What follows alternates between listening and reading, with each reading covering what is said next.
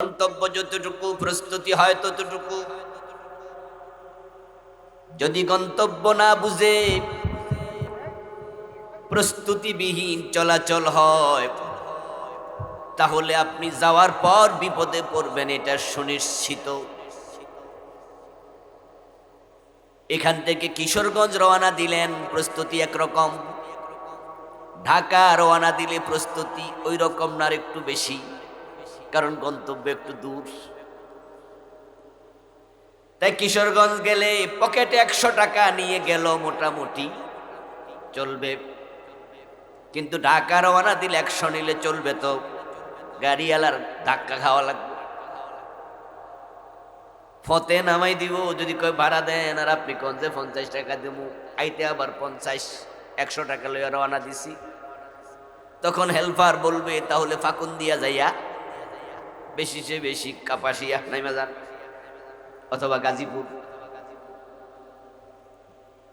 এবার বলুন তো, যদি গন্তব্য হয় সৌদি আরব, এখান থেকে লোকরা কি সৌদি আরব যায় না? 100 টাকা লইয়া রওনা দিলে চলবো তো?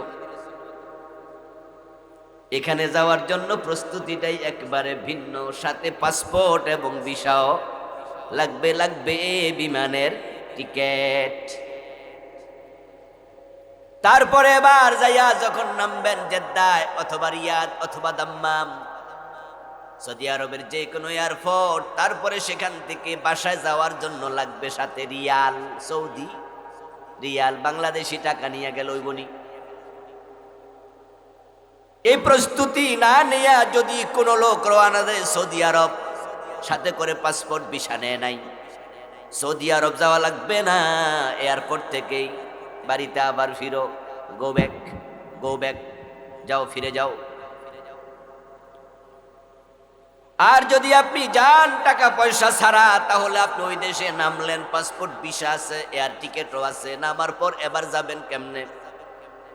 পথ চিনেন না, ঘাট চিনেন না, টাকা নাই, পয়সা নাই, বিপদ। এই কথাগুলোর সাথে কারো কোনো দ্বিমত আছে? এবার যারা আখেরাতের পথে যাবেন, দুনিয়ায় থাকা যাবে না। ইহকাল আরেকটা সাথে দিছে আলোচনার বিষয়, পরকাল। ইহকালের জন্য এত প্রস্তুতি, এখন পরকালের জন্য কার কি প্রস্তুতি, কতটুকু আছে? আজকে ফজরের নামাজটাও পড়ে নাই, জোহরও পড়ে নাই, এমন লোক বাংলাদেশে আছে কিনা? কিশোরগঞ্জে নাই, এই গ্রামে নাই। ও বেটার প্রস্তুতির কি খবর? এই যে গত জুমা গেল, আগামী দিন আবার জুমা আসছে নাকি? গত জুমাটাও পড়ে নাই, এমন লোক কি বাংলাদেশে নাই? এর প্রস্তুতির কি খবর? সুদে টাকা লাগান, ঘুষ খান, সুদখোর 2-4 জন আজকের মাহফিলে নাই। কি খবর প্রস্তুতি? বিয়ে করছেন কত বছর, মুখের দাড়িগুলো পেকে গেল, এখনো বউয়ের মোহর আনাটা দেন নাই। মোহর দেয়া নফল না ফরজ? আখেরাতের প্রস্তুতির কি খবর? বাপ মরছে, মা মরছে, 5-7 বছর চলে গেল, এখনো বোনের হকটা আদায় করেন নাই। বোন চাইলেও দেয় না, নিজেরটাও খায়, বোনেরটাও খায়, এমন জালেম ভাই এদেশে আসেনি। আখেরাতের প্রস্তুতি নিতেছে, এটার নাম প্রস্তুতি? পরীক্ষা আসছে তো, পরীক্ষার আগের দিন বাপে জিজ্ঞাসা করে ছেলেরে, বাজান পরীক্ষা তো কালকে, কয় হ্যাঁ। প্রস্তুতি নিছেন নি? কয় হ্যাঁ নিছি বাবা, কলম কিনছি, কাগজ কিনছি, সব রেডি। কয় লেখাপড়া? কয় না, এটা পড়ি নাই। কই এটা ভালো হয় নাই। তো কলম কিনার নাম বুঝি প্রস্তুতি? আমি জিজ্ঞাসা করবো আপনাদেরকে, পরকাল আছে কিনা? সবাই বলবেন হ্যাঁ, এই পরকাল আছে, এই কথা বিশ্বাস করার নাম বুঝি পরকালের প্রস্তুতি? এই জন্য আল্লাহ তাআলা আমাদের শিখিয়েছেন, রাব্বানা আতিনা ফিদ দুনিয়া হাসানাতাও ওয়া ফিল আখিরাতি হাসানা ওয়া কিনা আযাবান নার। এই দোয়াটা যারা যারা পারেন তারা হাত তোলেন দেখি। মাশাআল্লাহ, হাত নামান, আলহামদুলিল্লাহ, খুশি হলাম। আসলে মাহফিলে তো ভালো মানুষই আসে, যেগুলো ফোরা কোপাইলে এটি তো আর আইয়ে না। আলহামদুলিল্লাহ। তাহলে কিছু প্রস্তুতি চলতেছে, বোঝা যাইতেছে। আল্লাহ শিখিয়েছেন দুই জায়গার প্রস্তুতি নেও। তুমি আমি আল্লাহর কাছে বলো, আমার রব আমাকে দুনিয়ার হাসানা দেও। দুনিয়ার হাসানা কি? দুনিয়ার হাসানা হচ্ছে ইমানি জিন্দেগি, এক নাম্বার। যার ইমান নাই, লক্ষ কোটি টাকা থাকলো সে দুনিয়ার কল্যাণ পায়। এই জন্য দুনিয়ার হাসানা মানে এক নাম্বার ইমান। ইমান পেয়েছ কিনা? দুই নাম্বার হাসানা হলো ইমানের আলোকে চলা, নেক আমল। তিন নাম্বার হাসানা হলো সুস্থতা। কোটি কোটি টাকা আছে কিন্তু হাসপাতালের বিছনায় শুয়ে আছে, এ টাকা থাকলেও দুনিয়ার নেয়ামত থেকে বঞ্চিত। আহারে দুইটা চোখ নাই যার, সে বোঝে চোখের দাম কত। যার দুইটা কিডনি নষ্ট হয়ে গেছে, প্রতি সপ্তাহে একবার ডায়ালিসিস করা লাগে, সে বোঝে কিডনির দাম কত। যার হার্টে সমস্যা, ও দোস্ত, সে বোঝে হার্টের দাম কত। এইভাবে প্রতিটা নিয়ামত, এই সুস্থতা দুনিয়ার হাসানা, আল্লাহর বড় দামি নিয়ামত। আল্লাহ আমারে তুমি সুস্থতা দেও। নবীজি নিজে আল্লাহর কাছে সুস্থতা প্রার্থনা করতেন। আল্লাহুম্মা ইন্নী আসআলুকাল আফওয়া ওয়াল আফিয়া ওয়াল মুআফাতা ফিদ দুনিয়া ওয়াল আখিরাহ। আল্লাহুম্মা আফিনি ওয়ারযুকনি ওয়াহদিনি ওয়া ইযা মারিদতু ফাহুয়া ইয়াশফিন। আল্লাহ শিখাইছে আমার কাছে সুস্থতা চাও। রব্বানা আতিনা ফিদ দুনিয়া হাসানা, সুস্থতা দুনিয়ার হাসানা, এটা 3 নাম্বার। 4 নাম্বার হলো রিজিক। এখন সুস্থ আছেন, ইমানও আছে, নামাজও পড়ে, কিন্তু ভিক্ষা করে। আছেন এমন লোক? হ্যাঁ কয় না, নাও কয় না। কি গো ভাইয়েরা, কথা কইতেন না? ইমানদার, নামাজও পড়ে, সুস্থ আছে, কিন্তু টাকা পয়সা নাই, ভিক্ষা করে, এমন লোক আছে না? এটাও পূর্ণ হাসানা না। কারণ নবীজি নিজে আল্লাহর কাছে দারিদ্রতা থেকে ফানাহ চাইতেন। আল্লাহুম্মা ইন্নী আউযু বিকা মিনাল ফাকরি ওয়াল কুফরি ওয়ান নিফাক। নবীজি নিজে বলতেন, আল্লাহ আমি তোমার কাছে কুফর থেকে ফানা চাই, নেফাক থেকে ফানা চাই, এবং দারিদ্রতা থেকে ফানা চাই। অন্য হাদিসে আছে, কাদাল ফাকরু আইয়াকুনা কুফরা। দারিদ্রতা কখনো কখনো মানুষকে কুফরি পর্যন্ত নিয়ে যায়। এজন্য নবীজি দোয়া করতেন, আল্লাহুম্মা কফিনি বিহালালিকা আন হারামিক ওয়া আগনিনি বিফদলিকা আম্মান সিওয়াক। ও আল্লাহ, আমি তোমার কাছে হালাল জীবিকা দ্বারা যথেষ্ট হতে চাই। আমি হালাল চাই, হারাম চাই না, হারাম থেকে বাঁচতে চাই। হালাল যেন আমার জন্য যথেষ্ট হয়, এবং আমি তুমি ছাড়া যেন কারো কাছে হাত না পাতি, তুমি এমন ভাবে আমাকে রাখিও। মুমিনের হাত একমাত্র পাতবে কার কাছে? মুমিনের মাথা একমাত্র নত হবে কার কাছে? এগুলো আল্লাহর কাছে চাইয়েন। রব্বানা আতিনা ফিদ দুনিয়া হাসানা। আল্লাহ তুমি ছাড়া আমার এই হাত যেন কারো কাছে আর আমি তুলে ধরা না লাগে, শুধু আমি তোমার কাছে চাই। রিজিক, রিজিক, হালাল রিজিক হচ্ছে দুনিয়ার হাসানা। কোটি কোটি টাকা না, লাখ লাখ কোটি কোটি হাজার কোটি টাকা, এটা নয়, এত টাকা দরকার নাই। যদি হযরত উসমানের মতো কোটি কোটি টাকা আপনার হালাল ভাবে আসে তবে অসুবিধাও নাই, কিন্তু টাকা যত বেশি হিসাব হবে তত বেশি একটা ঝামেলাও আছে। আবার টাকা বেশি থাকলে সুবিধাও আছে, মসজিদ বানান যায়, মাদ্রাসা বানান যায়, গরিবেরা দেয়া যায়, ঠিক কিনা? হজে যাওয়া যায়, বারবারই রোজা আসতেছে, রোজা। আল্লাহর কত বান্দা রমাদানে চলে যাবে ইতিকাফ করতে, ইতিকাফটা কোথায় করবে? আল্লাহর ঘর বাইতুল্লাহতে হারামে। টাকা লাগবে না?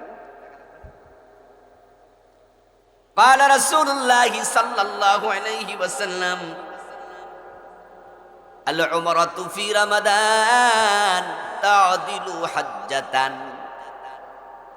সহিহ মুসলিমের হাদিস, প্রিয় নবী বলেন রমাদানে উমরা করলে হজের পরিমাণ সওয়াব পাওয়া যায়। কাবাতে 1 রাকাত নামাজ পড়লে সওয়াব হয় 1,00,000 রাকাত। জানেন? 1-2 জন জানছেন? এই হাদিস কি শোনেন নাই?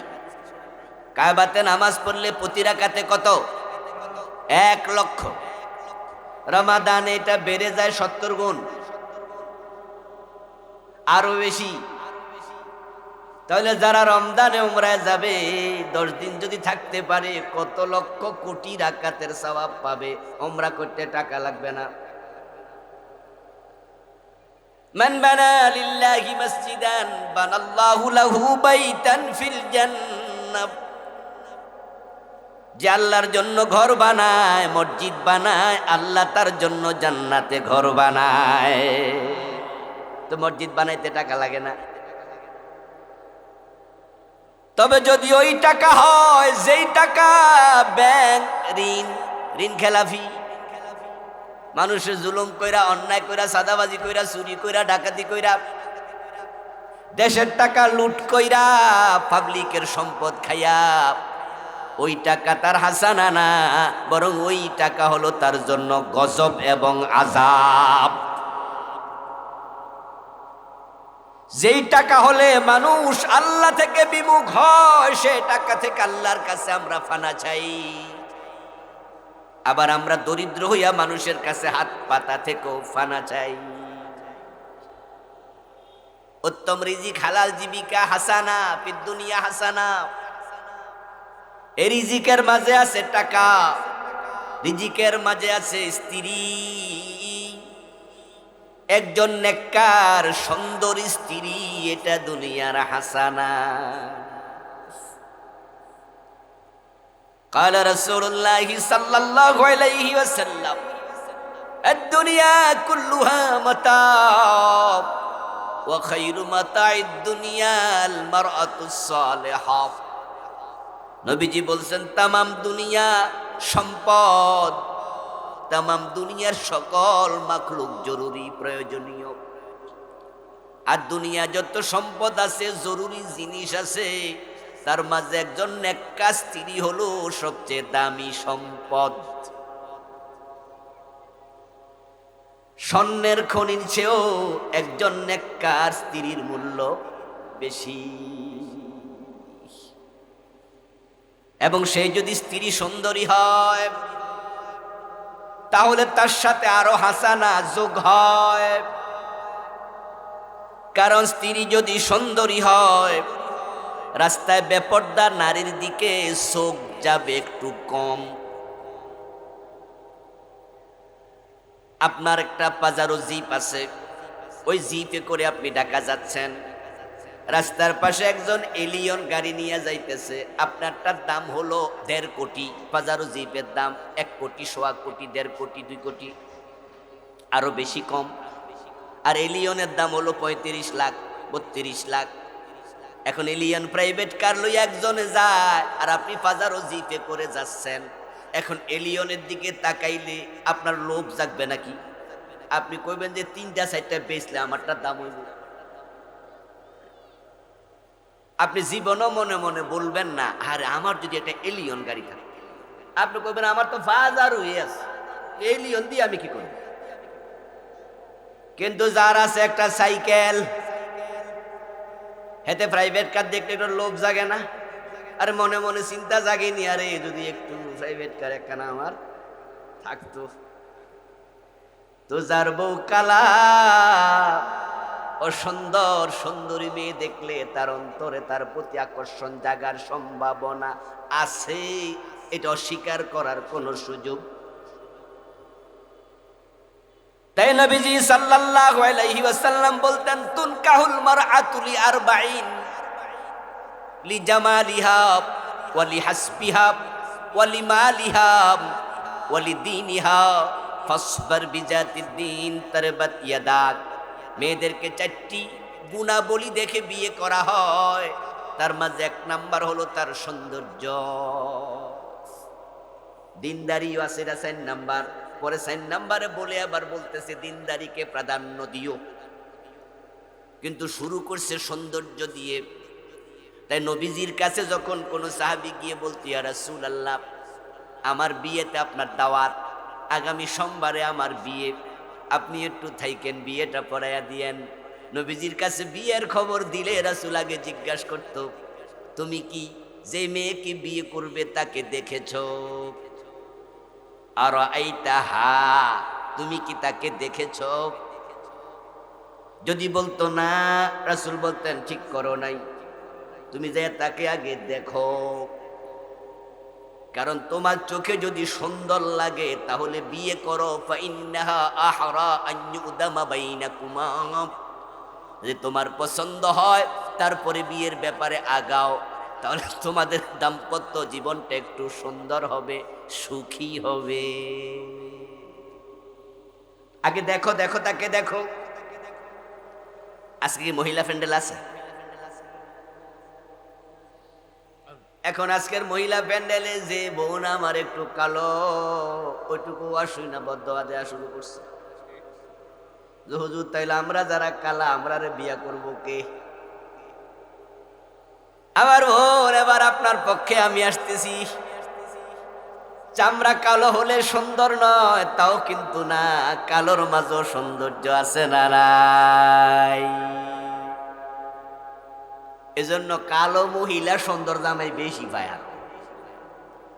আর সুন্দর ফোলা ফানে কালো বউ পায়, এমন ঘটনা এভেলেবেল আছে। আপনার চোখে যাকে কালো মনে হয় আরেকজনের চোখে সে সুন্দরী, এমন ঘটনাও এভেলেবেল। পৃথিবীর বিখ্যাত একটা উপন্যাস, নাম তার, ওই উপন্যাসের নাম লাইলি মজনু। এটা কিন্তু পারস্য উপন্যাস, এটা বাংলাতে অনুবাদ হয়েছে। ওই লাইলি মজনু ওদের কারোই আসল নাম না, মজনুর নাম হলো কায়েস, আর লাইলির যে কি নাম আমি এই মুহূর্তে ভুলে গেছি। মজনুরে মজনু বলতো কারণ লাইলির জন্য এমন আচরণ শুরু করছে যেটা পাগলে করে, আর পাগলের আরবিতে কি কয়? মজনুন। ইয়া আইয়ুহাল্লাযী নুজ্জিলা আলাইহিল যিকর ইন্নাকা লামাজনুন ওয়া মা সাহিবুকুম বিমাজনুন। মক্কার লোকেরা নবীজি সাল্লাল্লাহু আলাইহি সাল্লামকে বলতো তুমি পাগল, আর আল্লাহ জবাব দেন ওয়া মা সাহিবুকুম বিমাজনুন, আমি আল্লাহ ঘোষণা করছি, জানাইয়া দিচ্ছি, তোমাদের সঙ্গী মুহাম্মদ আমার নবী তিনি পাগল নন। পাগলরা আরবিতে কি কয়? এই মাত্র না কইলাম, কথা না কইলে তো মজা পাই না। কি কয়? মাজনুন। তো মাজনুন কে নুন বাদ দিয়া সংক্ষেপে কি কয়? মজনু। এই জন্য কায়েসের নাম হয়ে গেছে কি? পাগলা, পাগলা মজনু। আচ্ছা, লাইলি রে কেন লাইলি কয় জানেন? লাইলুন মানে রাত। স্বাভাবিকত রাত কি দুনিয়ার মতো আলো না কালো? রাতের চরিত্র বলেন না, রাত কি আলো না রাত কালো? দিন আলো। তো লাইলি ছিল রাতের অন্ধকারের মতো দেখতে কালো, কিন্তু মজনু বেডায় কালা মাইয়ার লাগে এমন পাগল হইছে, এটা পৃথিবীর সেরা উপন্যাস হয়ে গেছে। তাহলে এবার মহিলা প্যান্ডেলের বোনেরা আমার উপর কিছু বদদোয়া কমাইবো এবার।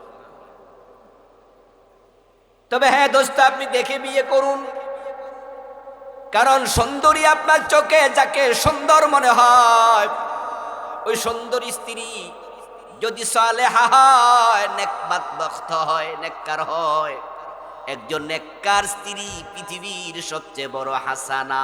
রব্বানা আতিনা ফিদ দুনিয়া হাসানা। যার বউ ভালো না তার জীবন হয়ে যায় তেনা তেনা। আমি জানি না কিশোরগঞ্জের লোক তেনা বোঝেনি, যাক বাসলাম তো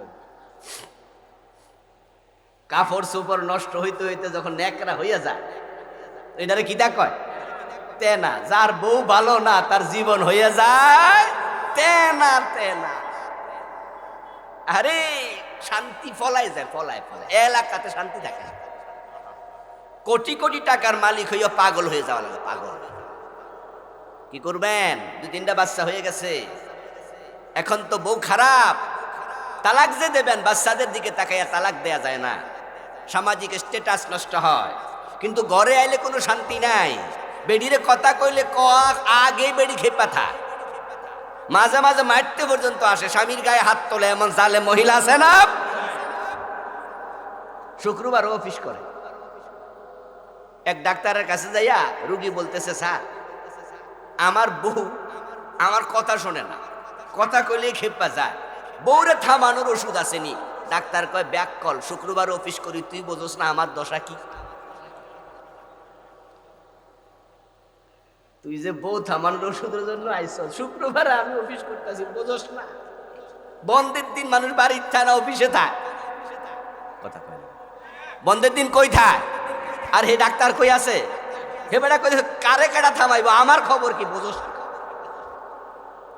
এই জন্য রব্বানা আতিনা ফিদ দুনিয়া হাসানা, আল্লাহ শিকার দোয়া, রব্বানা হাবলানা মিন আজওয়াজিনা ওয়া যুররিয়াতিনা কুররাতা আয়ুন ওয়াজআলনা লিল মুত্তাকিনা ইমামা। ও আল্লাহ এমন স্ত্রী দাও, এমন সন্তান দাও যার দিকে তাকালে আমার চোখ জুড়াইয়া যাবে। যেই পুরুষ গরিব, রিক্সা চালায়, ঠেলাওয়ালা, দিন মজুর, কুলি চামার, পরের বাড়িতে কামলা দেয়, ঘরের মাঝে খাট নাই শোয়ার জন্য, বাঙ্গা চকিতে ঘুমায়, কুরিয়ার কম্বল নাই, কাঁথা বালিশে ঘুমায়, খাওয়ার জন্য মুন্ন সিরামিকের প্লেট নাই, কোন রকম ভাঙ্গা প্লেটে, পুরান প্লেটে ভাত খায়, কাটারি বুকের চাল কোনোদিন কিনতে পারে নাই, ওই 30-35 টাকার চাল কিনে ভাত খায়, পোলাও কোরমা তো বছরে একবার চোখে দেখে না। এমন গরিব, কিন্তু ঘরের বউটা ভালো, তার পরিবারটা, তার ঘরটা জান্নাত হয়ে যায়। ঘরের মাঝে জান্নাতের সুখ পায়। রিক্সাটা যখন সে থামায়, বউ যখন টের পায় যে তার হাজবেন্ড আসছে, ওই মহিলাটা দৌড় মাইরা একটা গামছা লইয়া, তারপরে এক লোটা পানি লইয়া ঘরের সামনে এসে দাঁড়ায় থাক। স্বামী তো রিক্সা চালাই আইছে, কপালে ঘাম, গায়ে ঘাম, আর বউটা রিক্সা থেকে নামতে দেরি, বেড়া তো রিক্সা থামাইয়া তালামালা দিতে ব্যস্ত, আর বউ ব্যস্ত তার কপালের ঘাম মোছা নিয়া। বউ ব্যস্ত তার স্বামীর সুখ নিয়া। স্বামী গায়ের জামা খুলতেছে অর্ধেক, বউ এখানের বুতাম খোলার সাথে সাথে বউ নিচ ইচ্ছি খোলা শুরু করে দিছে। স্বামীর জামা এক হাত খোলার সাথে সাথে বউটা, তারপরে এবার সুন্দর করে লোটার পানি আগায় দিয়া কই আপনি মুখটা ধোন, আমি ভাত রেডি করি। আহ কি সুখ, কি শান্তি। মুন্নু সিরামিকের প্লেট লাগে না, কাটারি বুকের চাল লাগে না, এই শান্তিতে সে খাইয়া তারপরে ঘুমায়। ওই যে আপনার ভাঙ্গা চকিতে 5 মিনিট পরে ঘুমের সাগরে ডুব দেয়, ট্যাবলেট খাইয়া ঘুমান লাগে না। আর এই দেশে হাজার হাজার কোটি টাকার মালিক আছে, এসি রুমে ঘুমাইতাছে, 10 তলা বিল্ডিং, কিন্তু বউ বালা না, পোলাপান বালা না, একটা মাস্তান, একটা আপনার মদখোর, এক এক রকম বউ। নাইট ক্লাবে যায়, স্বামীর কথা শোনে না, পরকিয়া করে, অন্য পুরুষকে প্রাধান্য দেয়, স্বামীর সামনে ড্রাইভারের সাথে কি রকমের মাস্তি করে, স্বামীকে এক আনা দাম দেয় না। স্বামী ট্যাবলেট না খাইলে এসি রুমেও ঘুমে ধরে না, তার ঘর হয়ে যায় জাহান্নাম।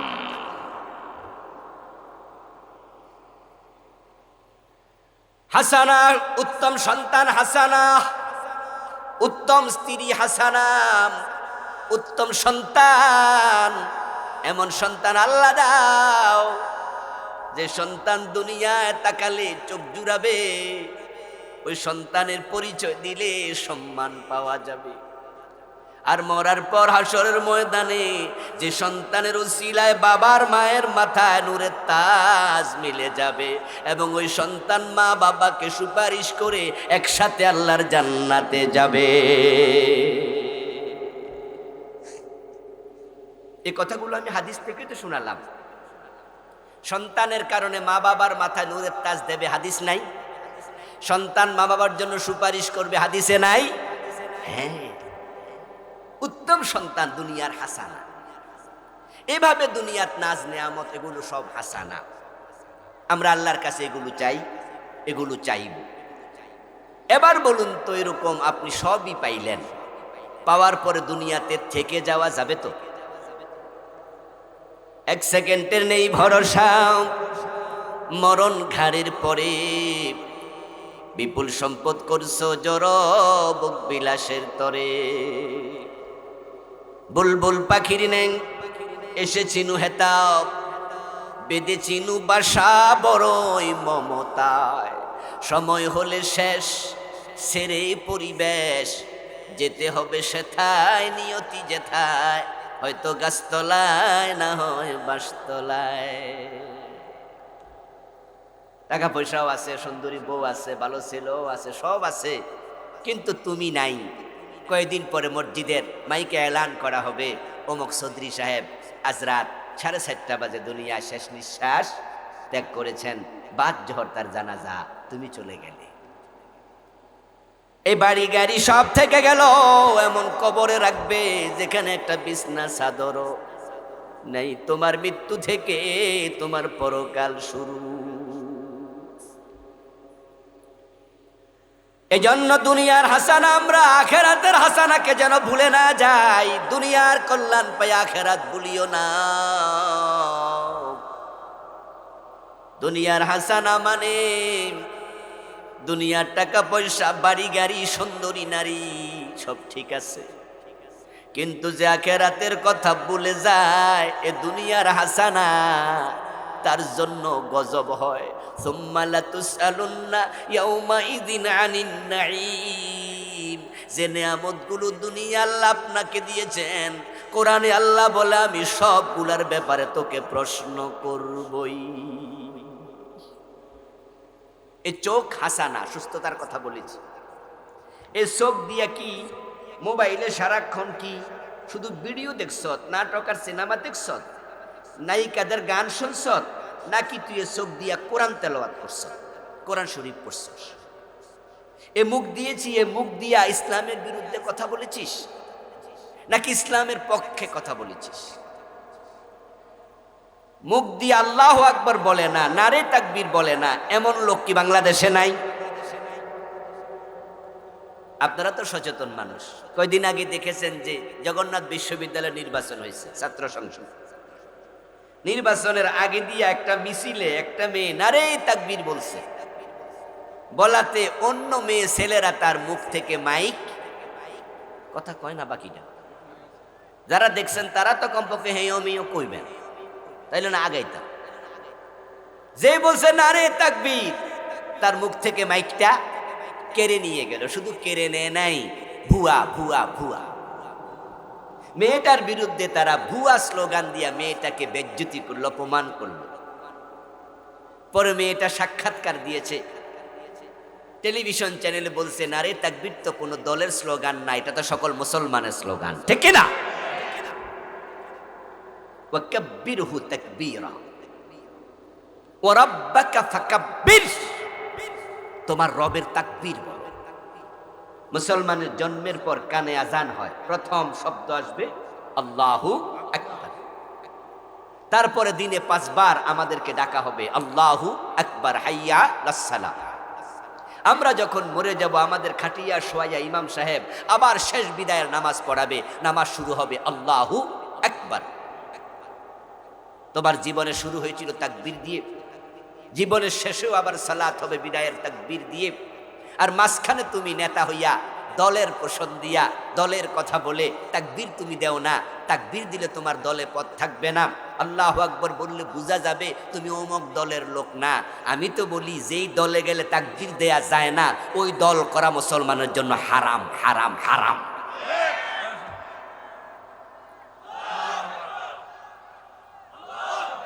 আহ, আমার প্রিয় ভাই, আমার প্রিয় ভাই, মুসলমানের প্রতিটা কাজ শুরু হবে কার নামে? বলেন না, বলেন না, কার নামে? খাইতে কার নাম? ঘুমাইতে কার নাম? ঘুম থেকে উঠলে কার নাম? টয়লেটে যাইতে কার নাম? আহারে, স্বামী বিছানা স্ত্রী যায়, সেখানে আল্লাহর নাম নাই। কিন্তু এর মিছিলে শুরুতে আল্লাহ নাই। এমন দলের লোক এখানে আমার সামনে আছে। আপনি কোফাল পড়া, আপনি কোফাল পড়া। ওই দল করতে করতে বুড়ো হয়ে গেছে না, দাড়ি টাড়ি ফেঁকে গেছে না, ফেরেশতা রেডি আছে, বাইরে আর সোজা বানাই। আমরা মেসেজ দিয়ে যাচ্ছি, মেসেজ। এমন দলের মিছিলে গেছেন যেখানে শুরু হয় জয়। কেন? নারে তাকবীর গেল, আল্লাহু আকবার কোথায় গেল? মাইক কেন কেড়ে নেয়? কিন্তু আল্লাহর শুকরিয়া, পরে জগন্নাথ বিশ্ববিদ্যালয় নির্বাচনে আল্লাহু আকবার ওরা পাশ করে লাইছে, ঠিক নেই? এবার তো নারে তাকবীর চলছে, এখন আর মাইক কেড়ে নেয়ার সুযোগ নাই। আল্লাহ তাকবীর বন্ধ করতে পারবা না, এটা আল্লাহ উচ্চকিত করে দেয়।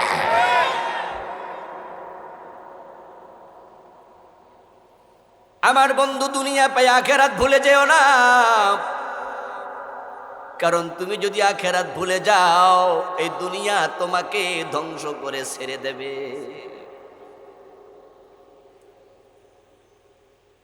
এই দুনিয়া কিন্তু তোমাকে ধরে রাখবে না, তোমাকে দুনিয়া ধাক্কায় সরাইয়া দেবে। দুনিয়া বড় জালেম, দুনিয়া বড় শক্ত পাষাণ, তার মাটির উপরে, তার পিঠের উপরে মানুষ রে নেয় না, কিছুদিনের ব্যবধানে সে তার পেটের ভিতরে নিয়ে যায়। জীর্ণ শীর্ণ সরাইখানা, রাত্রি দিবা দুটি দাঁত, এরই মাঝে দুনিয়াদারি চলছে বড় চমৎকার। রাজার পরে আসছেন রাজা, সজ্জা কত বাদ্য ধুম, তুচ্ছ এসব কয়দিনে বা চোখ বুঝিলে সব নিঝুম। তুমি এমপি, তুমি মন্ত্রী, তুমি নেতা, তুমি কোটিপতি, কিন্তু চোখ বুঝে গেলে এমপিও না, মন্ত্রীও না, তোমার নাম তুমি লাশ। তোমার পরিচয় কি? তুমি একটা লাশ। বেগম খালেদা জিয়া তিনবারের প্রধানমন্ত্রী, এমন কবরে শোয়াইছে যেখানে কোনো বিছনা চাদরটাও। আপনাদের এলাকার কৃতি সন্তান, এক সময়ের মন্ত্রী সৈয়দ আশরাফ সাহেব, উনার বাবাও ছিলেন এই দেশের বড় নেতা, কিন্তু কবরে যখন শোয়াইছেন তখন বিছনা চাদর দিছেন। আরে মরে গেলে তোমার নাম লাশ। এজন্য সারিউ ইলা মাগফিরাতিম মির রাব্বিকুম ওয়া জান্নাহ আরদুহাস সামাওয়াতু ওয়াল আরদ। এ দুনিয়ার দিকে পাগলের মতো দৌড়াইও না, আখিরাতের দিকে দৌড়াও, জান্নাতের দিকে দৌড়াও, তোমার রবের ক্ষমার দিকে দৌড়াও। দুনিয়া পাইয়া আখিরাত ভুলে যাইও না।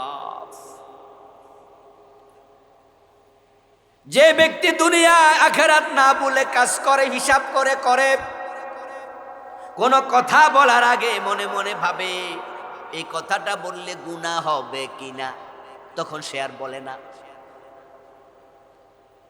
কোনো কিছু সামনে পাইলে পেটে ঢুকায় না, মুখে দেয় না, পকেটে নেয় না, বরং ভাবে এটা হালাল না হারাম। যদি মনে করে এটা হারাম, তখন সেটা আর খায় না। সরকারের বড় আমলা ছিল, সচিব ছিল, কিন্তু ঢাকা একটা বাড়ি বানাতে পারে নাই, শুধু সরকারি বেতনে। কারণ সে ঘুষ খাইতো না, এমন অফিসারও।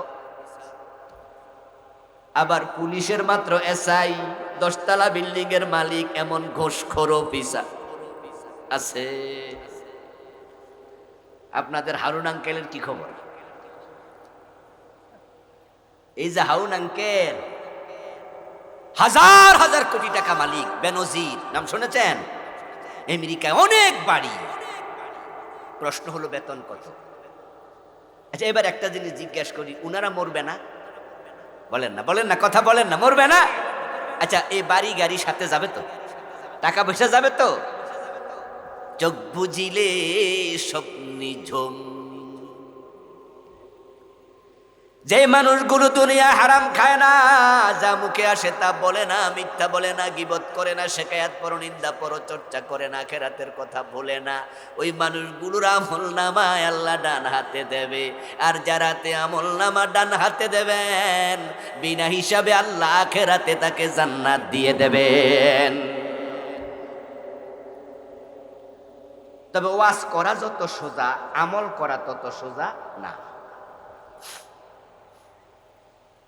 নবীজি বলছেন সহিহ বুখারীর হাদিস, আদ-দুনিয়া হালওয়াতুন খাদেরা, দুনিয়া বড় মিষ্টি, দুনিয়া বড় সতেজ, এটার প্রতি আল্লাহ সৃষ্টিগতভাবে আকর্ষণ দিয়া দিছে। এই যে আমার আগের বক্তা ওমর ফারুক ভাই পর্দা নিয়ে ওয়াজ করছে, সুন্দরী মেয়ে হেঁটে গেলে শয়তান আমাদের সামনে তাকে আরো সুন্দরী বানায়া দেয়। একটা হাদিস শুনাইছিল না, ইযা খারাজাতিন নিসা ফাস্তাশরাফাহা শায়তান। এবার বলুন তো, কোন সুন্দরী মেয়ে লিপস্টিক দিয়া মাথার চুলগুলো এলোমেলো করে সুন্দরী করে সাইজা গুজা যখন হাইটা যায়, তখন আপনারা যারা বয়স 70-80 হয়েছে, ওর আর কাছেও কি ভালো লাগে না? যদি কোন লাগে না, তাহলে আমরা চিকিৎসা দরকার। কারণ এই ভালো লাগাটা এটা আল্লাহ বানাইয়া দিছে, সুবহানাল্লাহ পড়েন। ভালো না লাগলে বুড়া বেড়ার বউ আছে না, তো বউ না চলে যেত ভালো না লাগলে। তবে আল্লাহ বলছে এবারে ভালো লাগা কন্ট্রোল করো। 500 টাকার নোট, 1000 টাকার নোটের বান্ডিল যদি কেউ দেখে, টাকার প্রতি আমাদের কি ভালো লাগা নাই? লোভ লাগে না? আল্লাহ বলে কন্ট্রোল করো। দুনিয়া বড় সতেজ, দুনিয়া বড় মিষ্টি। এখন তুমি খাইবা দুনিয়া, আমি বলি না, আল্লাহ রাসূল বলে নাই দুনিয়া ছাইরা দিয়া বৈরাগী হইয়া জঙ্গলে চলে যাও, ইসলাম এটা বলে নাই। এজন্য আগে বলছে রাব্বানা আতিনা ফিদ দুনিয়া হাসানা, দুনিয়া ছাইরা দিও না। দুনিয়ার সাথে মোমেনের সম্পর্ক হবে পানির সাথে নৌকার সম্পর্কের মতো। পানি ছাড়া নৌকা চলে না, টাকা পয়সা ছাড়াও দুনিয়ায় চলা যাবে না। কিন্তু পানি কি নৌকার তলায় থাকে না ভিতরে ঢুকে? যদি ভিতরে ঢুকে, তাহলে পানি আবার নৌকাটাকে ডুবাইয়া। দুনিয়া লাগবে, টাকা পয়সা বাড়ি গাড়ি নারী সব লাগবে, কিন্তু এই দুনিয়াকে কলবে ঢুকতে দিও না, কলবের নিচে রাখো দুনিয়া। কারণ যার কলবে দুনিয়া ঢুকে যায়, আখেরাত সে ভুলে যায়। আর যে আখেরাত ভুলে যায়, এ দুনিয়াদারি তাকে জাহান্নামে নিয়ে ছাড়ে দেয়। এজন্য আমরা দুনিয়ার প্রতি লোভ থাকবে, তবে আমরা হালাল টুকু নেব। লোভ খারাপ জিনিস না, কিন্তু অতি লোভ ভালো না। আচ্ছা, যদি জান্নাতের প্রতি আমাদের আকর্ষণ লোভ না থাকতো, এই শীতের মাঝে ফজরের নামাজ পড়তে যাইতাম নি মসজিদে? লোভ আছে না নাই? আল্লাহ জান্নাতের জন্য কত লোভ আমাদের। লোভ খারাপ না, অতি লোভ খারাপ। আপনাদের বাড়িতে যাইয়া যাদের ঘরে মধু আছে, আপনি 100 টাক মধু চকির তলে রেখে দিবেন রাতের বেলা শোয়ার সময়। সকাল বেলায় ঘুম থেকে উঠে দেখবেন ওই মধুর চারপাশে পিপিলিকা। দাওয়াত দিছেন তো? দাওয়াত লাগে না, হেরা এমনি আই। এটা আল্লাহর সৃষ্টি করা আকর্ষণ, মধুর প্রতি ওদের লোভ আছে। এখন এই পিপিলিকা দেখবেন 2 দলে বিভক্ত। এক দল পিপিলিকা আছে, কিছু পিঁপড়া 2টা পা মধুর ভিতরে দিয়া তারপরে দেখবেন মধু খাইতাছে। যখন পেটটা পুড়ে যায়, তখন আস্তে কইরা বের হইয়া আবার চলে যাচ্ছে। আবার কিছু পিঁপড়া আছে অতি লোভী, হে বেড়া 2 ঠ্যাং দিয়া ঢোকে না, 6 ঠ্যাং দিয়া ঢুকছে। মানি খাইতে খাইতে মধুর মাঝখানে। যখন তার পেট পুরলো, এখন কই বাড়ি যামু, মধু কয় কই যাইবা, থাইকা যাও। কিছু পিপিলিকা দেখবেন যে মধুর মাঝে মরে পড়ে আছে, এমন দেখা যায় না? এগুলো অতি লোভী, এ মধু তাকে শেষ করে দেয়। তাহলে আখেরাতে জান্নাত পেতে হলে সুদ খাওয়া যাবে? আমি সবার থেকে আওয়াজ শুনতে চাই, সুদ খাওয়া যাবে? ঘোষ খাওয়া যাবে? সুদি লেনদেন করবেন না তো? হ্যাঁ, অনেকে চুপ করে আছে, আমি ঠোঁটের দিকে তাকাইতেছি, দুই একজনকে দেখছি কয় না, কারণ এমনি সুদ খাই আবার খামু না কইলে কালকে খাইলে তো মিশা কথা হয়ে যাবে। এই জন্য মনে মনে ভাবতেছে গুনাহ একটা করি, এইটাই করি। আরে দোস্ত, তোমাকে যদি আমার ওয়াজ কাজে না লাগে, এই হারাম তুমি খাইতে থাকবা, তোমার অন্তর সিদ্ধান্ত থাকে এই টুপিয়ে দাড়ি তোমার এক আনা দামও নাই, তুমি ভণ্ডামি করছো আল্লাহর সাথে। কারণ তোমার মাথার টুপি সুন্নতে জায়েদা। এই যে টুপি খুললাম, কোনো গুনাহ হয়েছে নাকি? এটা মাথায় দিলে সওয়াব আছে, না দিলে কোনো গুনাহ নাই। এটা সুন্নতে জায়েদা, সুন্নতে মুস্তাহাব্বা। এ মুখে যদি কেউ দাড়ি না রাখে কবিরা গুনাহ হয়, এটাও সুন্নত। কিন্তু সুদ খাইলে মায়ের সাথে জেনা হয়, ওইটা কোন পর্যায়ের কবিরা গুনাহ ভাবো। কোরআনে আল্লাহ বলছে যারা সুদ খায় ফাজানু বিহারবিম মিনাল্লাহি ওয়া রাসূলিহি, সুদ যদি ছাড়তে না পারে তারা যেন আল্লাহ এবং রাসূলের বিরুদ্ধে যুদ্ধের ঘোষণা দেয়। দুনিয়া থাকার জায়গা না, চলে যেতে হবে একদিন সবাইকে। এখন কোথায় যাবেন? وَكُلَّ إِنسَانٍ أَلْزَمْنَاهُ طَائِرَهُ فِي عُنُقِهِ। আল্লাহ বলে আমি প্রত্যেকটা মানুষের গর্দানের ভিতরে তার দুনিয়ার সব কাজকর্ম, কথাবার্তা, তার আমল রেকর্ড করার জন্য একটা ক্যামেরা ঢুকাইয়া দিছি। وَنُخْرِجُ لَهُ يَوْمَ الْقِيَامَةِ كِتَابًا। এই ক্যামেরাটাকে আমি কিতাব বানায়া কিয়ামতের দিন টেনে বের করব। ইয়ালকাহু মানসুরা, সে তার সামনে এটা খোলা বইয়ের মতো পাবে। ইকরা কিতাবাক, সেদিন আমি তাকে বলবো আজকে তোমার আমলনামা তুমি নিজে পড়ো। কাফা বিনাফসিকা লিয়াউমা আলাইকা হাসিবা, এটা পড়ে পড়ে শোনানোর জন্য, হিসাব দেওয়ার জন্য কোনো সাহায্যকারী লাগবে না, তুমি একা যথেষ্ট। আমলনামা পড়ো। সব মানুষকে আল্লাহ তাআলা হাসরের ময়দানে তার সামনে একত্রিত করবেন, করে তার হিসাব নেবেন। হিসাব নেয়ার পর যার হিসাব ভালো সে পাবে জান্নাত, যার হিসাব ভালো না সে জাহান্নামে চলে যাবে। এখন আপনি মরবেন, মরার পর প্রথম ঘাঁটি আখিরাতের ইহক পরকালের প্রথম স্টেশনের নাম হলো কবর। নবীজি বলছেন মা রাআইতু মানজারান কাত্তু ইল্লা ওয়াল কবরু আফজাউ মিনহু। আমি মালাকুত দেখেছি, জাবারুত দেখেছি, মেরাজের রাতে জান্নাত দেখেছি, জাহান্নাম দেখেছি, তবে আমি নবী কবরের মতো মারাত্মক কোনো জায়গা কখনো দেখি নাই। এই কবরের মতো জঘন্য কোনো জায়গা আমি নবী দেখি নাই। যার কারণে তো নবীজির দুই কন্যার সন্তান, স্বামী, দুই কন্যার স্বামী যুন্নুরাইন উসমান জান্নাতি সাহাবী, প্রথম 10 জনের একজন, আশারা মুবাশশারার একজন, ইসলামের তৃতীয় খলিফা, যাকে নবীজি সবচেয়ে ভালোবাসতেন। ওই ওসমান কবরের পাশে দাঁড়ালে এত বেশি কান্না করতেন, ওনার চোখের পানি দাড়ি ভিজে ভিজে মাটিতে পড়তে থাকতো। ওসমান রাদিয়াল্লাহু তাআলা আনহুকে জিজ্ঞাসা করা হলো ইন্নাকা তাযকুরুল জান্নাতা ওয়ান নার ফালা তাবকি ওয়ালাকিন তাবকি মিন হাযা।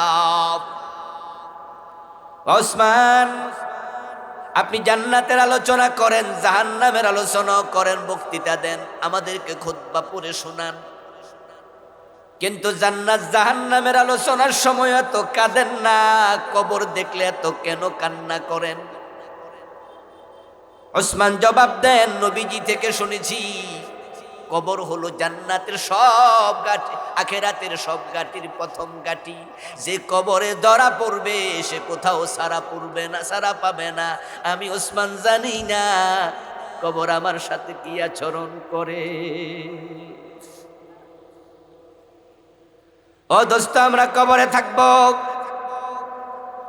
কবর কারো জন্য জান্নাতের টুকরা, কারো জন্য কবর হলো একটি বড় অগ্নিকুণ্ড, এটা জাহান্নামের আগুনের জায়গা। কারো জন্য রাউদাতুম মিন রিয়াজিল জান্নাম, কারো জন্য হুফরাতুম মিন হুফারিন নিরান। কবর মাটির গর্তের নাম নয়, এটা চোখের অন্তরাল, এটার নাম বরজখ। তুমি দেখো মাটির গর্ত, এটা মাটির গর্ত নয়, এটা কারো জন্য জান্নাতের বাগান, কারো জন্য আগুনের অগ্নিকুণ্ড। যে ব্যক্তি তিনটা প্রশ্নের জবাব দিয়ে দেবে, ফেরেশতারা তিন প্রশ্নের জবাব পাওয়ার পর আল্লাহ তাআলা ফেরেশতাদেরকে বলবেন, আর প্রশ্ন করো না, তাকে জান্নাতের বিছানা বিছায়া শোয়া দাও, জান্নাতের পোশাক পরায়া দাও, জান্নাতের দিকে কবরের একটা দরজা খুলে দাও। ফেরেশতারা আপনার কবরটাকে জান্নাত বানায়া, জান্নাতের পোশাক পরায়া, জান্নাতের বিছানা শোয়া যাওয়ার সময় বলবে, নাম কানাউমাতিল আরুস। বাসর ঘরে দুলা যেমন ঘুমায়, কবরে জান্নাতের বিছানায় ঘুমায়া থাকো। এক ঘুমে কিয়ামত হয়ে যাবে, মাঝখানে কেউ ডাকতে আর আসবে না। ইসরাফিল আলাইহিস সালামের তৃতীয় সিংহার ফুৎকারে এসে জেগে উঠবে, আর যারা প্রশ্নের জবাব দিতে পারবে না, কবর তাদের জন্য জাহান্নাম হয়ে যাবে। এখন কবরের প্রশ্ন কি, জবাব কি? মান রাব্বুকা ওয়া মা দীনুকা ওয়া মান নাবিয়ুকা। তার জবাব কি, প্রশ্ন কি? হাসর কেমন, মিজান কেমন, ফুলসেরাত কেমন, হাউজে কাউসার কেমন, জান্নাত কেমন, জাহান্নাম কেমন, সব আলোচনা কোরআন হাদিসে আছে না নাই? পরকাল তো বিশাল এক জগৎ। একদিনের মাহফিলের এই 1 ঘন্টা 1.5 ঘন্টা কিঞ্চিত বলা যায় না। পরকালের কত স্টেজ, সুবহানাল্লাহ। পরকাল নিয়ে আমার লেখা বই আছে, আমি তো 9টা বই লিখেছি আলহামদুলিল্লাহ। 9 নাম্বারটা এসেছে এই নভেম্বরের 30 তারিখ। এটা লিখেছি আল্লাহর স্মরণে মুখরিত জীবন, এই নামে 400 দোয়া এবং জিকির সমৃদ্ধ, যত দোয়া রাসূল পড়তেন। আর এইটা হলো 400 পৃষ্ঠা, ওহীর আয়না পরকাল। 500-র উপরে হাদিস আনছি একটা বইতে। যাওয়ার সময় স্টেজ থেকে নেবেন, প্রথম থেকে শেষ পর্যন্ত পড়লে পুরা পরকাল আয়নার মতো পরিষ্কার হয়ে যাবে। কবর দিয়ে শুরু। এখন কবর আপনার জন্য জাহান্নাম হবে যদি জবাব দিতে না পারেন। শুধু জাহান্নাম না, একজন ফেরেশতা বিশাল বড় হাতুড়ি নিয়ে কবরে আসবে। ওই ফেরেশতা আমা ওয়া আসাম, অন্ধ এবং বধির, চোখেও দেখে না, কানেও শোনে না। মাহু মিজরাবাতুম মিন হাদিদ, তার হাতে থাকবে একটা লোহার হাতুড়ি। নবীজি বলেন, কবরে এসে হাতুড়ি দিয়া আগুনের ভিতরে আবার পিটাবে, এমনি আগুন জ্বলতেছে, এর মাঝে আবার সেই হাতুড়ি দিয়ে বাড়ি দেবে। লাউ দরে বাবিহা জাবালুন লা সারা তোরাবা, তার হাতুড়ি এত বড় হবে, যদি একটা বড় পাহাড় সে একটা বাড়ি দিত, ওই পুরা পাহাড় দুলা বালি হইয়া উড়ে যেত।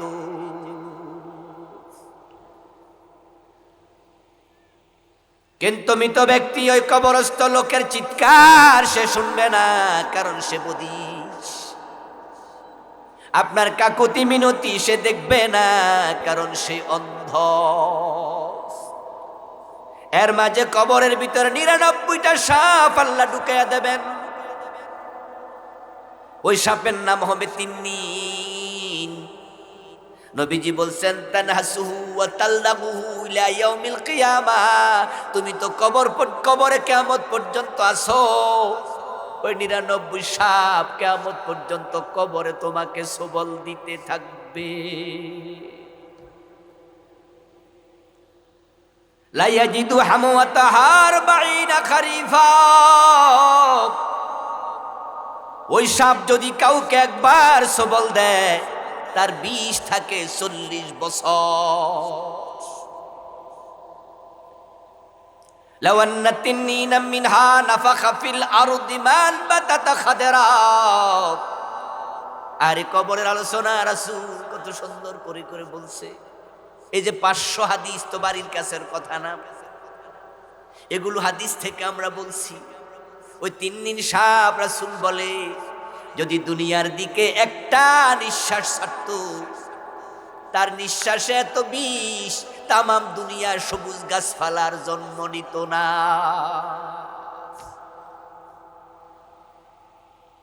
কিন্তু ইসরাফিল আলাইহিস সালাম যখন সিংহা ফু দেবেন, ওয়াইদাল কবর বুসিরাত, তখন কবর খুলে যাবে। যত মানুষ কবরে ছিল, দুনিয়ায় এসেছিল, সব মানুষ কবর থেকে দাঁড়ায়া যাবে। সুম্মা নুফিখা ফীহি উখরা ফাইদা হুম কিয়ামুন ইয়ানজুরুন। সবাই সিংহার ফুর পর কবর থেকে উঠে দাঁড়াবে। হুফাতান উরাতান গোরলা, কারো গায়ে কাপড় নাই, কারো পায়ে জুতা নাই, কারো খতনা করানো থাকবে না। মায়ের পেট থেকে দুনিয়া আসে, কবরের মানুষগুলো উলঙ্গ দাঁড়াবে। এ মানুষগুলোকে আল্লাহ কবর থেকে ওঠার সাথে সাথে ৩ ভাগে বিভক্ত করে ফেলবেন। সিনফান মুশাতাব, একদল পায়ে হাঁটতে হাঁটতে চলে যাবে হাসরের ময়দানে। অদৃশ্য শক্তি তাকে ধাক্কাবে, সামনে যাও, গো হেড, সামনে চলো। ফাতাতুনা ফুয়াজা, সবাই দলে দলে হাসরের ময়দানে যাবে। হাসরের ময়দান আল্লাহ তাআলা তামা দিয়া বানায়া রাখবেন, সূর্যকে মাথার উপরে এনে হাজির করবেন। সেখানে যারা ডুববে তারা 2 পায়ের উপরে দাঁড়ায়া থাকবে ৫০,০০০ বছর। এই ৫০,০০০ বছর কদম নাড়তে দেয়া হবে না।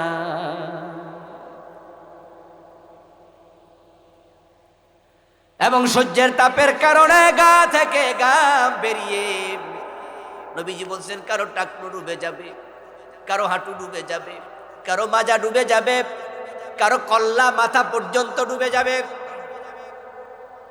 মাথার উপরে সূর্যের তাপের কারণে ওই ঘাম আর ঘাম থাকবে না, ওই ঘাম ফুটন্ত পানির মতো উতরাতে থাকবে। আগুন দিলে আধা ঘন্টা 1 ঘন্টা পরে পানি যেমন উতরায়, সূর্যের তাপে ঘাম উতরাতে থাকবে।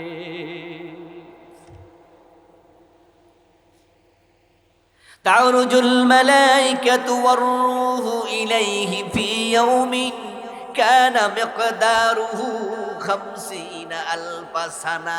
আল্লাহ কোরআনে বলেন ওই দিন লম্বা হবে ৫০,০০০ বছর।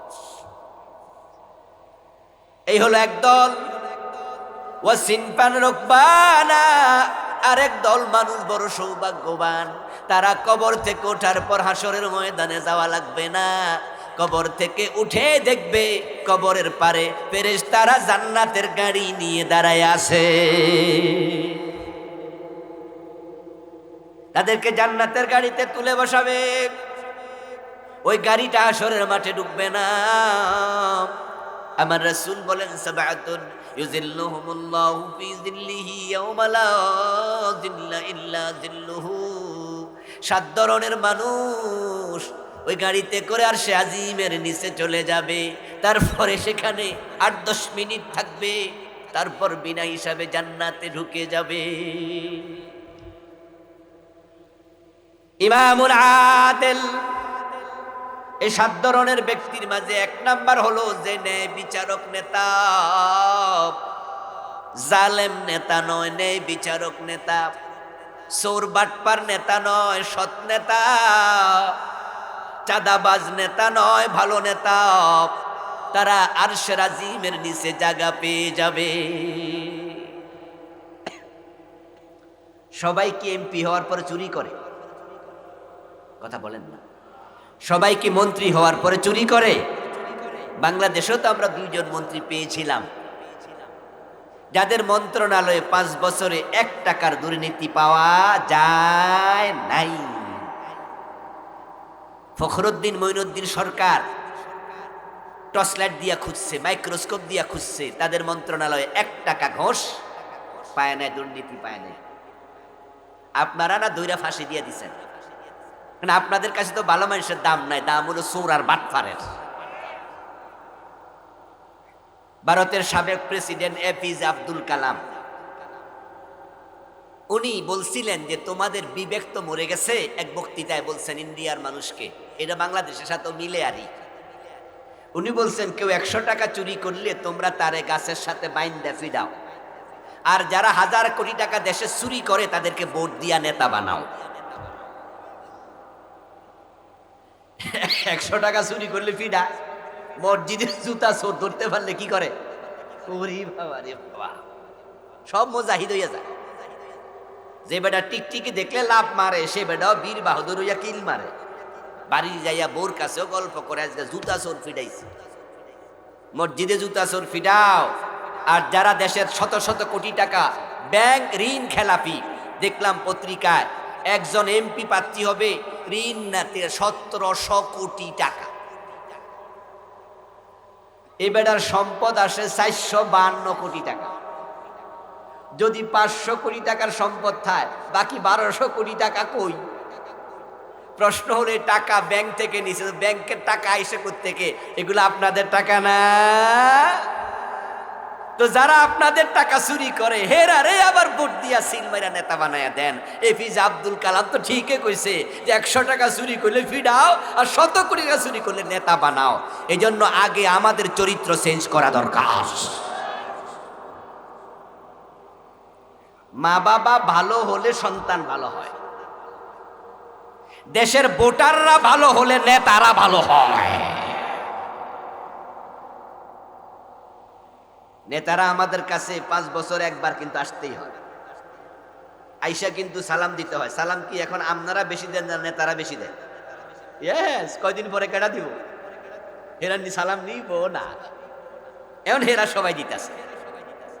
আপনাদের কাছে আইসা কি খবর নিতেছে, কারণ তারা জানে আপনার ভোট দিয়া সে নেতা হবে। তো যদি আমার কাছে এসে নেতা হতে হয়, আমি যদি খারাপ মানুষকে নেতা না বানাই, তাহলে ভালো নেতা হতে বাধ্য হবে। যে মসজিদের মুসল্লি মাইজভান্ডারের মুরিদ, ওই মসজিদের ইমামও মাইজভান্ডারওয়ালা হয়। যে মসজিদের মুসল্লিরা কাদিয়ানি, তাদের ইমামও কাদিয়ানি হয়। যে মসজিদের মুসল্লিরা দেওয়ানবাগের মুরিদ, ইমামও দেওয়ানবাগের হয়। যে দেশের ভোটাররা 2 নাম্বার, নেতারাও 2 নাম্বার হয়। কথা সোজা। ভোটের রাতে বাতি জ্বালায় বয়ে থাকবেন 1000 টাকার লেগে। ভোটের আগের দিন রাতে বউ জামাই মিল্লা ফান খায়, ঘুমায় না, কারণ আজকে বেচা কেনা চলবো। কি এই সিস্টেম কি বাংলাদেশে আসেনি? জামাই বউ মিলা ফান খায়, ঘুমাইস না, কাস্টমার নি ছুটে যায়। যদি বিদ্যুৎ জায়গা মোমবাতি লাগাই রাখ, যেন বোঝে আমরা সজাগ আছি। তারপরে আইসা নেতারা 500-1000 টাকা দেবে। ভোট কয়টা? 5টা। তো দেন 5000 দেন। 5000 টাকায় 5 ভোট বেচ চালাইছেন। এই বেটা নেতা হইয়া আপনার টাকা তুলবে না? এগুলা সুদে আসলে তুলবে না। তা আপনি কোন মুখে তাকে বলেন কাজ করো না কেন? সে কিসের কাজ করবে? তুমিই তো শুরুতে শেষ করে দিছো। আপনাদের কিশোরগঞ্জে ছাগলের পেট থেকে বাচ্চা যেদিন জন্ম নেয়, ও ছোট বাচ্চা, এটাও বাজারের দাম কত? 500 টাকা কি ছাগলের বাচ্চা পাইবেন? 1000 টাকা। মুরগিও তো পাওয়া যায় না, বড় মুরগিও তো 1500 টাকা। তাহলে ছাগলের বাচ্চার দামও তো 3000, 4000, 5000, আর আমনের দাম মাত্র। নিজেরা কোথায় নামাইছেন আপনারা? সৃষ্টি সেরা মাখলুক। এই জন্য নেতা হবেন, সৎ নেতা, আল্লাহর জান্নাতে যাবেন। আর সে আজিমের নিচ থেকে 7টা গুণ যে ব্যক্তি অন্তর মসজিদের সাথে জুলাইয়া দেয়, এক ওয়াক্ত নামাজ আর এক ওয়াক্তের জন্য কান খাড়া করে রাখে, ফজরে যেন উঠতে পারে, মোবাইলে অ্যালার্ম দেয়, গড়ির মাঝে অ্যালার্ম দিয়া রাখে, বউরে জানাইয়া রাখে আজান শুনলে আমারে ডাইকা দিও, আবার বউ স্বামীরে বলে রাখে তুমি আজান শুনলে আমারে ডাক দিয়া দিও। ফজরের নামাজ কাজা করে না, 5 ওয়াক্তের জন্য পাগল পাড়া এমন কিছু লোক আছে না? না, অন্তর মসজিদের সাথে ঝুলানো। কালবুহু মুআল্লাকুম বিল মসজিদ। 4:15 বেজে গেছে, আজান শুরু হয়ে যাবে।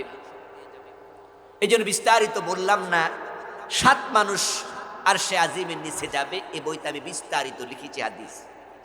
এই হলো এক গ্রুপ। আরেক গ্রুপ আছে সিনপান আলা উজুহিহিম, ওরা কবর থেকে ওঠার সাথে সাথে আল্লাহ ওদেরকে উল্টাইয়া দেবে। তাদের মাথা চলে যাবে নিচের দিকে, পা চলে যাবে উপরের দিকে। ওরা হাসরের মাঠেও ঢুকতে পারবে না, আর সে আজিমের নিচে তো যাওয়ার প্রশ্নই আসে না। ফায়ুখাযু বিন নাওয়াসি ওয়াল আকদাম। সূরা আর-রহমানে আল্লাহ বলেন ফেরেশতারা তাদের কপালের চুলে ধরবে আর পায়ের তলায় ধরে ফুটবলের মতো মেরুদণ্ডের হাড্ডি ভেঙে গোল বানায়া হাসরের ময়দান থেকে জাহান্নামে ফেলে দেবে। তারা উল্টা চলছে। আল্লাহ বলছে আমার আইন দিয়া দেশ চালাও, ইনিল হুকমু ইল্লা লিল্লাহ, আমার আইন ছাড়া কারো আইন চলবে না। আলা লাহুল খালকু ওয়াল আমরু, সাবধান, সৃষ্টি যার, আইন চলবে শুধু তার। আর তোমার 40, 50, 60 বছরে আল্লাহর আইনের পক্ষে একটা কথা বলো নাই, মানুষের আইনে দেশ চালাইছো, তুমি উল্টা চলছো, অপেক্ষা করো আল্লাহ তোমারেও উল্টাইয়া দেবে। এই জন্য আসুন না আমরা আখেরাতমুখী হই। আল্লাহ আমাদের সকলকে আখেরাতে তোমার জান্নাতে, আজকে সামিয়ানা যেমন একসাথে বসেছি, একসাথে ঢুকার তৌফিক দাও, বলেন আমিন। আমরা সংক্ষেপে দোয়া করে যেতে চাই। আমার লেখা সবগুলো বই স্টেজে আছে, শিক্ষিত ভাইয়েরা যাওয়ার সময় নিয়ে যাবেন। শির, বেদাত, সালাত, মেরাজ, দোয়া, আরো কত বই, পরিবার। আলহামদুলিল্লাহ, আল্লাহুম্মা আমিন। আলহামদুলিল্লাহি রাব্বিল আলামিন, ওয়াসসালাতু ওয়াসসালামু আলা নবিয়িনা মুহাম্মাদিন ওয়া আলিহি ওয়া আসহাবিহি আজমাইন। ربنا ظلمنا أنفسنا وإن لم تغفر لنا وترحمنا لنكونن من الخاسرين. আয় রব্বুল আলামিন, আজকের মাহফিল তুমি কবুল করে নাও। আমরা যারা এসেছি আমাদের জীবনের গুনাহগুলো মাফ করে দাও। ইয়া আল্লাহ, আমাদের মা বাবা, আপনজন, প্রিয়জন যারা কবরে, সবার কবরকে বেহেশতের বাগান বানায়া দাও। রব্বুল আলামিন, আখিরাত নিয়ে লম্বা কথা বলেছি, দুনিয়া নিয়ে বলেছি, পর্দা নিয়ে কথা হয়েছে। ইয়া আল্লাহ, যে যা আমরা বলেছি হক কথাগুলো মানার তৌফিক দাও। আমাদের সকলকে মুত্তাকি বানায়া দাও, জান্নাতি বানায়া দাও। ইয়া আল্লাহ, আমার মা বোনদেরকে ফাতেমাতুজ জাহরার মতো ঈমান আমলওয়ালা বানায়া দাও। এলাকার যুবকেরা মুরব্বীদের সাথে নিয়ে মাহফিলের জন্য অনেক পরিশ্রম করেছে। রব্বুল আলামিন, এই যুবকগুলাকে হযরত ওমরের মতো ঈমানওয়ালা বানায়া দাও। ইয়া আল্লাহ, একজন বোনের জন্য দোয়া চেয়েছেন, নার্গিস আক্তার, অসুস্থ ছিলেন। ইয়া আল্লাহ, তারপর দুনিয়া থেকে বিদায় নিয়েছেন, তার কবরকে জান্নাতের বাগান বানায়া দাও। বাংলাদেশকে কোরআনের জন্য তুমি কবুল করে নাও, এ জমিনে কোরআনের রাজ তুমি কায়েম করে দাও। সুবহান রাব্বিকা রাব্বিল ইজ্জাতি আম্মা ইয়াসিফুন ওয়া সালামুন আলাল মুরসালিন ওয়ালহামদুলিল্লাহি রাব্বিল আলামিন।